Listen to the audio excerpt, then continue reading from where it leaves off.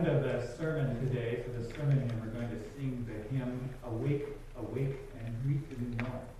It's an Advent hymn. We just sang it about 4 weeks ago, as a matter of fact. And so you might be wondering, well, this is Epiphany. Why are we going back and singing an Advent hymn that we just sang so recently?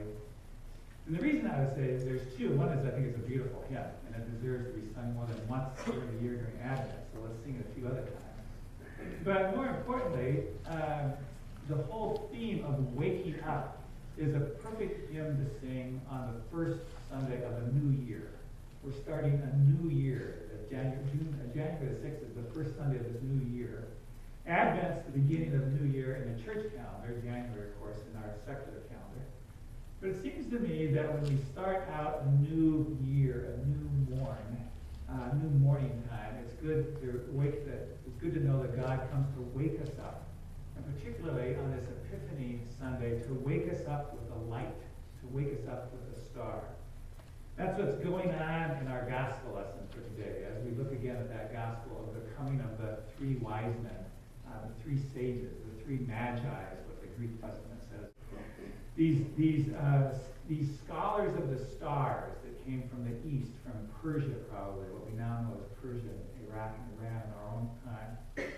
They came and they were woken up by a star. They were students of the stars, the movement of the stars, but not just in the sense that our modern day astronomers are, because the sages, the magi, the wise men of this ancient time, believed and knew that it was God who controlled the stars, and that the movement of the stars was God sending us messages. That if you could read the stars, the movement of the stars, you were getting a message from God. And so, as they were looking at the night sky, they suddenly saw a new star, a brand new star that had appeared. And they knew that that was God's message to the people of earth, that something new was happening. And in fact, a new king had been born. And so they went to follow that star. They went to follow, to look for God's work. They went to look for the very presence of God. And so Epiphany time is a time when the star comes to us, when the light comes to us. And one of the things that it wants to do is it wants to wake us up so we begin to look for God, so we begin to look for God's work among us. There's a story from the Jewish tradition about an elderly rabbi who comes home one day for lunch, and on the front steps of his house, his little grandson is sitting there and crying. So the rabbi sits down beside his grandson and puts his arm around his shoulder and says, "Well, Isaac, why are you crying?" And his grandson said, "I was playing hide and seek. All of us kids were playing hide and seek, and it was my turn to hide. So I hid myself, and then I waited for them to find me, but no one even came looking for me. I was waiting and waiting, and no one came looking for me." And the rabbi just kind of hugged his little grandson a little closer and said to him, "God cries too, Isaac. God cries too. Because God is waiting for us, sometimes hidden. But God is waiting for us. And so often no one even goes looking for God." One way of talking about the dilemma of our modern world is that as we have grown smarter in so many ways, we have not always grown more wise. And in fact, sometimes we have lost the wisdom of actually seeking God, of looking for God. Why is it so hard for us to look for God? Why is it so hard for us to expect to see God? Part of it maybe is that we see so many other things happening in the world. We see suffering, we see warfare, we see hatred, we see all these things. And at times we can get so disappointed with life, so cynical about life, that it's hard to even expect to find God anymore, so we don't look for God. The other thing is I think that our modern day pace of living is just so exhausting, so constantly involving. We are, from morning until night, we're involved in a constant list of tasks to do, and we're racing from place to place, and we're doing this thing after that thing. We get so caught up in everyday life, which has many blessings to it, but in the process of getting caught up in the surface of life, we don't go any deeper than that. We don't look for God. We don't look to see how God is part of that life and how God is there with us. And so the three wise men, the three magi, are models for us of how when the light comes on, we realize that God is present, And so the right thing to do is to look for God and to open ourselves to God's presence in our lives. Well, how does that light come to us in a real sense on a day-to-day basis today? How does God's light, it was a star in the heavens to the Magi, how does the light come to us? Sometimes God's light to us is kind of a searing light, a shocking light.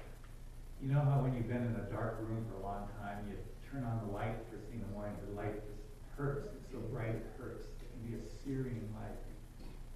Sometimes God's presence comes to us. God's word stirs up, comes as kind of a searing light. When something happens in our lives, it just simply shocks us. It just draws us up short. Maybe we have a conflict in our family, a very painful kind of conflict situation, which we would never want, but it wakes us up. It wakes us up to say, we've got to work on how we talk to each other. We've got to work on how we communicate. We've got to work on how we treat each other. The light, the searing light of that conflict wakes us up. And it's God's light calling out to us to experience more joy in our relationships. Where we go along with our life and we go day after day, and all of a sudden we experience an illness. And the illness is kind of a searing light to us. I've got to start taking better care of myself. I've got to start eating better. I've got to start exercising better. Sometimes the light of God comes to us as a shocking moment that wakes us up, that opens our eyes to places where we can live in more fullness with God and with God's wisdom and with each other. Sometimes God's light comes to us as a very beautiful and attracting kind of light. So, for example, if you're driving along on one of these rainy, cloudy days, and all of a sudden the sun breaks through the clouds, and all of a sudden everything is beautiful, and it shines on some trees ahead of you, you're just kind of drawn towards that light. Sometimes God's light comes to us when all of a sudden we feel ourselves really drawn towards something. Drawn towards doing something good for someone close to us.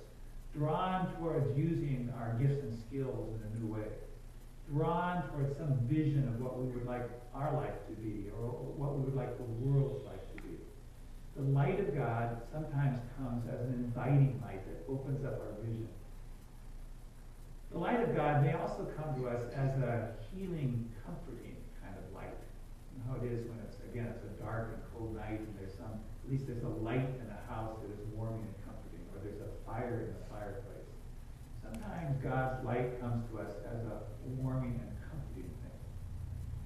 So whatever it is, as we live our lives, whether it's a searing light or an attracting light or a comforting light, look deeper into that light, because that is God's light to you, calling you to a new road, to a new path. So the three wise men, the three magi, were waked up by the light, and they set off on this journey to find God. The second person, the second group that was woken up by that light shining in the sky, that star in the sky, was Herod and the rulers of Jerusalem. They were woken up by the star, and unfortunately they made some bad choices about what to do with it. It says that when King Herod found out the news about the star and it was heralding a new king, Herod, of course, immediately became afraid. He went into fear at that point. He thought that this new king was going to take away his power as king, and so he already began the plans to find this new little king to kill him. That's not in our gospel text, but that's how it continues. Herod sends orders to have all the children in Bethlehem, all the boys in Bethlehem under the age of 2 killed, because he didn't want his power taken away. St. Matthew is very conscious about how he tells us the story of Jesus' birth. And in particular, he gives us a look at 2 different kinds of king. There's Jesus, the new king that is born. Jesus who uses his power to feed people, to care for people, to bring life to people, to bring old enemies together. Jesus who uses his power to lift people up and draw them closer to God and closer to joy. That's one king in the story. But St. Matthew contrasts that with the other king, Herod, who uses his power to control people, to manipulate people, to take away life, to cause misfortune.